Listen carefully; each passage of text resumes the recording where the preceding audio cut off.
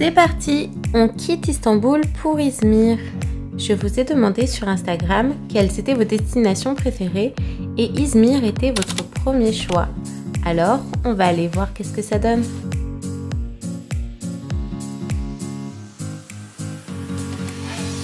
Bon, vu qu'on a oublié notre valise comme des professionnels, on prend un petit sandwich pour se réconforter en attendant que le bus vienne nous rapporter la valise qu'on a gentiment oubliée. Chose très importante à savoir en Turquie, chaque ville a sa carte de transport en commun et elle s'achète en supermarché.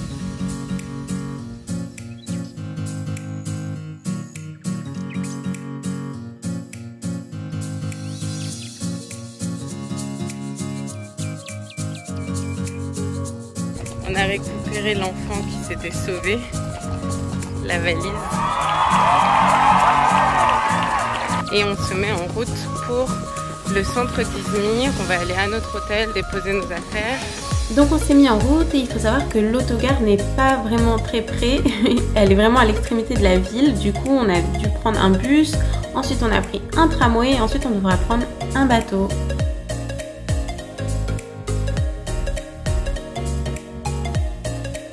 Du coup, on est arrivé dans le centre-ville, on se trouve à Alsancak. Et voilà, donc c'est une zone qui est pas particulièrement jolie, on n'a pas vraiment aimé cet endroit. Mais voilà, je suis là pour vous faire visiter la ville, alors on découvre ça ensemble et je vous montre la ville telle qu'elle est.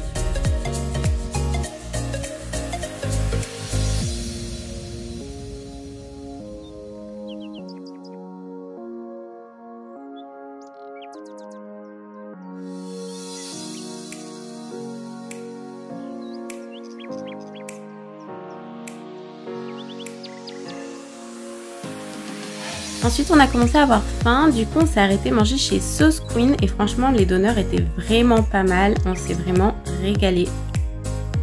Ensuite, on est allé découvrir le cordon d'Izmir, c'est en fait l'esplanade qui borde la mer et où il y a tous les cafés, restaurants branchés et où les gens aiment sortir et se retrouver pour passer un bon moment.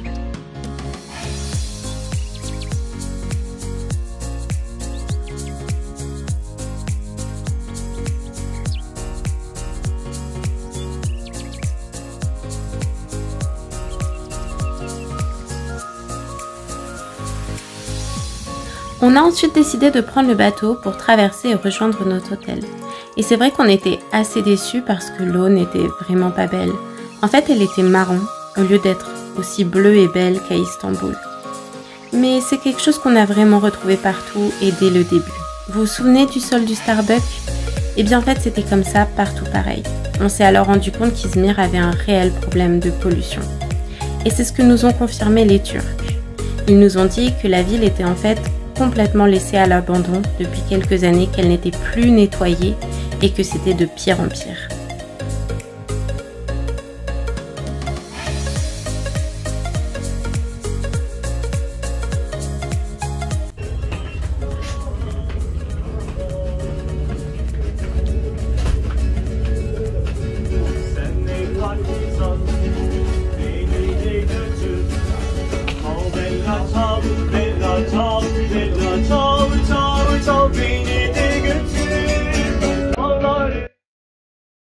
Donc là on est arrivé à Karşıyaka qui est un quartier vraiment très animé d'Izmir, ça me rappelle énormément Kadıköy, non pas seulement par l'architecture mais aussi parce que c'est très vivant, les gens y sortent beaucoup, ils y font beaucoup de shopping, il y a plein de bars, de cafés et c'est toujours plein.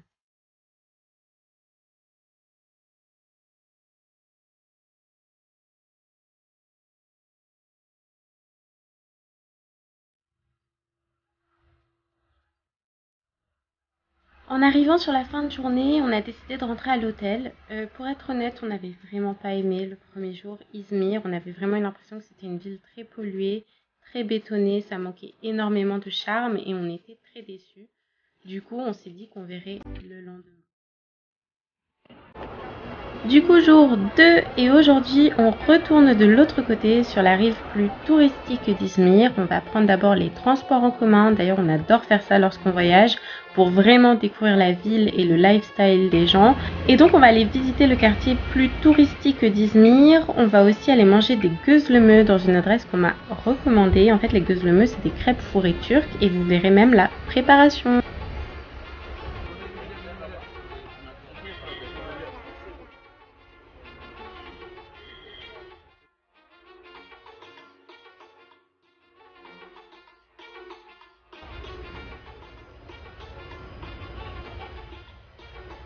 Du coup, on allait manger chez Gözlemecim et comme je vous disais, j'ai filmé la préparation. Franchement, je me dépasse pour YouTube. Je n'aurais jamais osé habituellement, mais finalement, c'était trop cool. Ils étaient vraiment sympas. Ils m'ont montré comment ils faisaient leur gözleme. Et Gözlemecim, en fait, ils sont super connus non seulement parce que leurs crêpes sont bonnes, elles sont énormes et en plus, ils ont plus de 700 choix de garnitures. Donc pour sûr, vous y trouverez votre bonheur. Ensuite, on a continué de se balader dans cette zone. En fait, c'est plein de marchés couverts, de souks. Les souks ici, ils appellent ça bazar. Et vraiment, c'était super agréable, c'est super mignon. On a vraiment finalement découvert le charme de la ville. Les coins vraiment uniques, plein de culture. Et surtout, ce que j'ai beaucoup aimé, c'est qu'en fait, c'est vraiment fréquenté par des Turcs. Alors qu'à Istanbul, ces zones-là sont généralement vraiment touristiques.